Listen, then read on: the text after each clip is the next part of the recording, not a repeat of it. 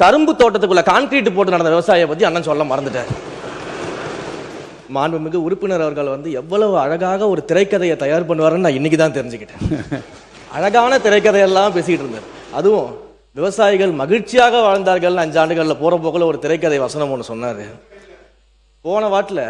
போன ஆட்சியிலாம் நீங்க பார்த்தீங்கன்னா பல இடங்கள்ல விவசாயிகள் வந்து 309 கோடிக்கு வந்து நீங்க நெல் சேமிப்பு கிடங்குகள் அமைப்பீங்கன்னு சொன்னீங்களே, என்ன ஆச்சுன்னு பல இடங்கள்ல கேட்டுக்கிட்டு இருந்தாங்க. தஞ்சாவூர்லயே அண்ணங்கிட்டலாம் கேட்டிருப்பாங்கன்னு நினைக்கிறேன்.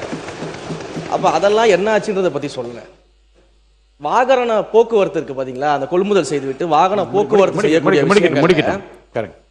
பல்வேறு முறைகேடுகள் நடந்ததாக விவசாயிகள்லாம் போராட்டம் பண்ணாங்க. அதெல்லாம் அண்ணன் கண்ணுக்கு வரவே இல்லையா என்னன்னு தெரியல.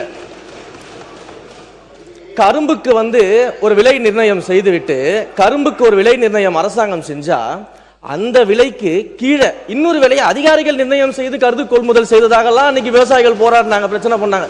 அதையும் அண்ணன் மறந்துட்டாரு போல. இப்படி ஐயா விவசாயிகள் சொன்னதான் சொல்றேன், இப்படி எல்லாம் நடந்துகிட்டு இருந்துச்சு.